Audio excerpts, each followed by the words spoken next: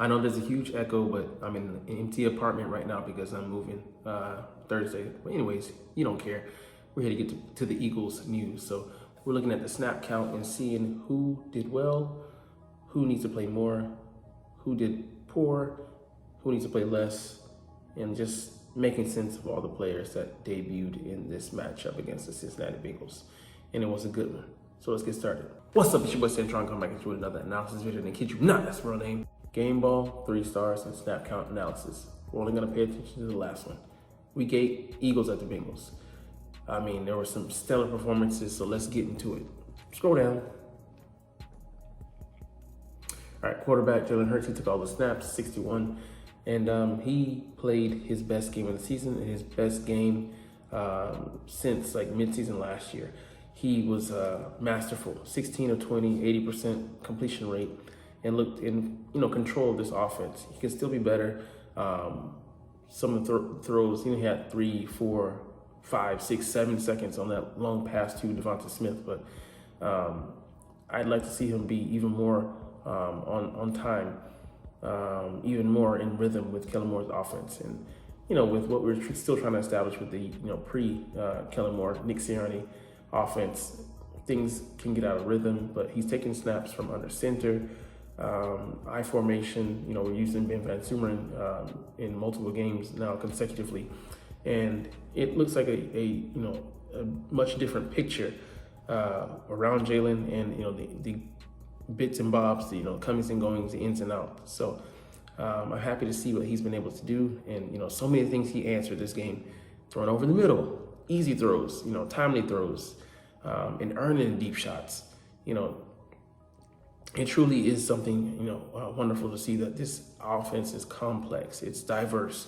It makes use of different, layers of the field, and also now using the intermediate / middle of the field. So there's so much we can build off of, and this is just the beginning because we're just starting to peel back the layers on this Kellen Moore offense, and Jalen looks like he's ready to execute it. So shout out to him for putting in the work, and I'm loving what I'm seeing thus far from Kellen Moore and his quarterback coach, Doug Nussmeier, especially in light of Dak Prescott imploding in the past couple weeks.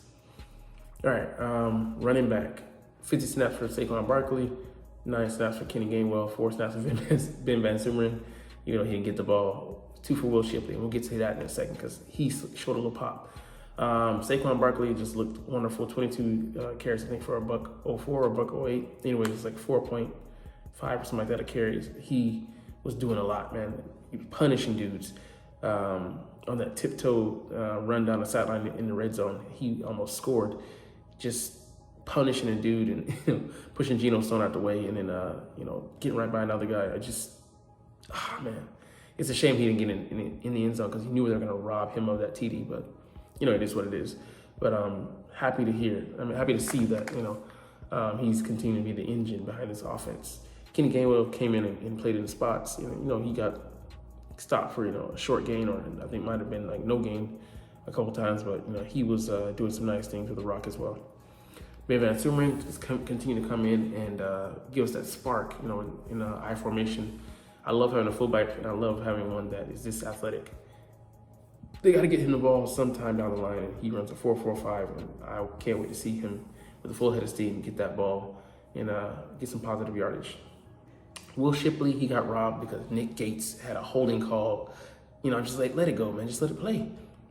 If the D lineman contacts the running back and he gets, stopped, let it happen. But Shipley went in untouched for a 17-yarder and had to get called back. It just was a shame. And he got stopped on a, predictable play where they knew they were coming back to him. So it is what it is. But all 4 running backs, quote unquote, did well. All right, Devonta Smith got 57 snaps. AJ got 50. I think he had to come out the game for a shoe, maybe, or something. But Devonta looked good. Had a huge bounce back game. AJ had 85 plus yards. So did Devonta with a TD. Those guys continue to cue us. Jahan Dotson, I think he might have gotten a look or two, but he's up there for mostly window dressing and to be a distraction. Nia Smith just saw him in motion, so can't really make heads or tails of it. And Johnny Wilson, invisible to me, but let's go to the film to see if he was blocking well or not. But Loving what we're getting from the receiver room, even though we're not seeing those other guys pop up. But Dotson apparently just was running out there. Grant Calcaterra, what can you say? 3 catches on 3 targets, 58 yards. He continues to be a piece. I hope he will be one moving forward when Dallas Goedert comes back healthy. And hopefully Jalen can get his chemistry going with him because he's an even more diverse target than Calcaterra, who's limited. Jack Stoll coming in and continue to be that blocking option. He's playing his role. All right, off to the O-line. Fred Johnson, man, played his butt off, man. Only 1 pressure on 13 attempts from Trey Hendrickson, one of the top 5 pass rushers in the league.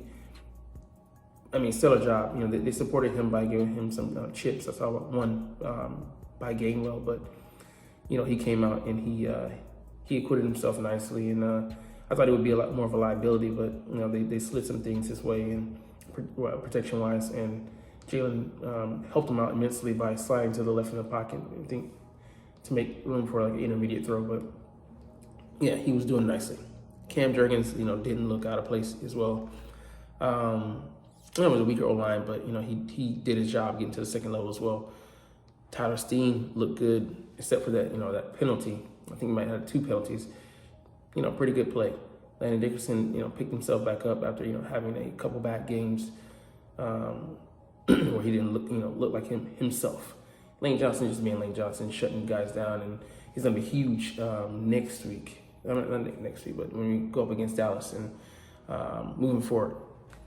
Jack Driscoll came in relief. I mean, Lane came out for a little bit, but you know, fortunately, the ankle, which has given him problems in the past couple of years, is you know, checked out, at least for now. Nick Gates coming in for 2 snaps.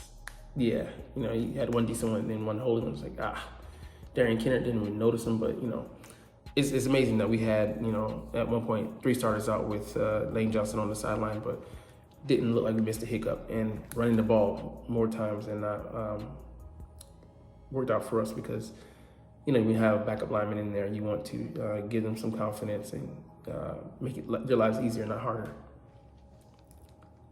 Now let's get to the D-line. Josh Sweat, 38 snaps. He definitely got some pressure. Nolan Smith, you know, continued to get better. I'm encouraged by what I'm seeing from him. Bryce Huff, you know, was getting after it. Brandon Graham, you know, being his usual self, big run stopping down. Not surprised because he's just doing what he does. Alex Hunt, I think, you know, he looked decent, but he's only in there for 3 snaps. On the interior, Jalen Carter, they're blowing things up. Milton Williams looked good in some snaps. Moro Jomo got some pressure. Jordan Davis, you know, just plugging. And Thomas Booker, you know, just making the most of his opportunities when he gets in there. Linebacker, Zach Bond, he was feeling, you know, Nakobe Dean just even more so than, you know, the Giants game. One of his better games where he was just out there attacking. He also, Zach Bond forced a fumble and Nakobe Dean recovered. Oren Burks and Jeremiah Trotter Jr. can't really tell you because, you know, I didn't really notice him coming in. Now to the big valuations, man. Quinyon Mitchell, Reed Blankenship, and Chauncey Gardner-Johnson all had the same number of snaps. Quinyon, man, just he allowed 2 catches, but it was for 12 yards and no TD. So he did his job. He was out there covering Chase and a couple other guys, and you know, he acquitted himself pretty nicely. I give him an A. Reed Blankenship, you know, had some mistakes in coverage and allowing too much space. And man coverage isn't, you know, his strongest suit, but he still can do it to adequate level. So tough assignment for him with some big targets out there. You know, I still give him a B minus. It's a B because he erases a lot of things that we don't see unless you're looking at the all 22 in his responsibilities. Chauncey Gardner-Johnson. He's continued to have, you know, good games. Like he's stacking good games on top of good games.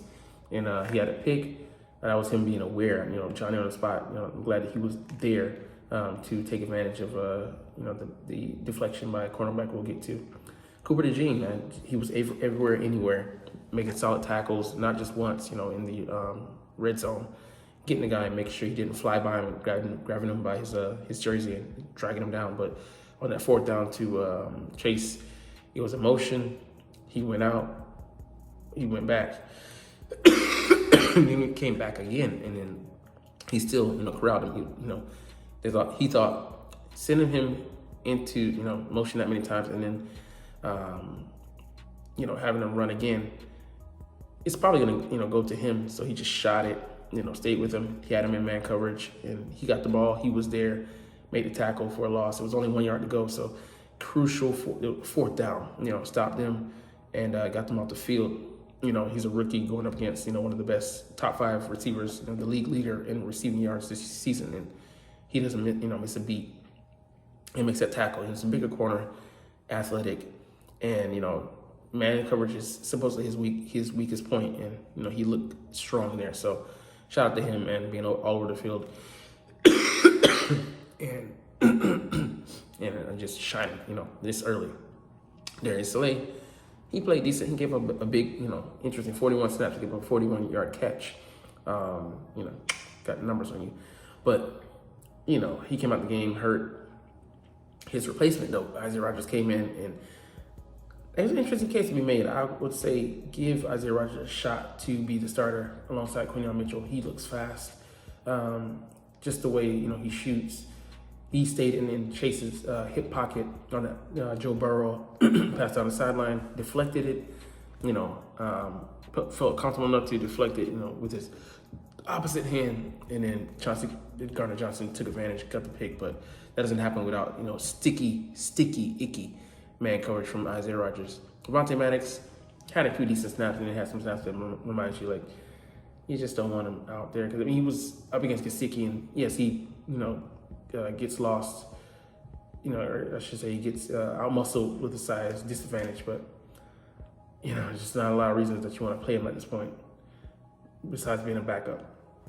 At Keely Ringo, Sidney Brown, and Tristan McCullum. I think I noticed Sidney Brown coming in late, but, you know, I mean, he was just there for, like, insurance policy, but the other guys I didn't really notice at all. So, I mean, this was a great game. We got a lot of production from, you know, all of our stars, from the rookies, from backups. I mean, just at all levels, man. This was Eagles when we were hitting on 37-17.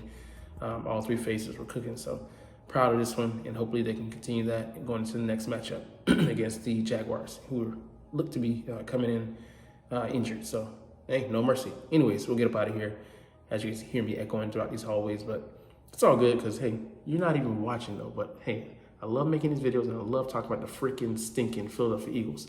So we'll get the out of here and chunk deuces. But as always, it's fly Eagles fly, and let's motherfucking go.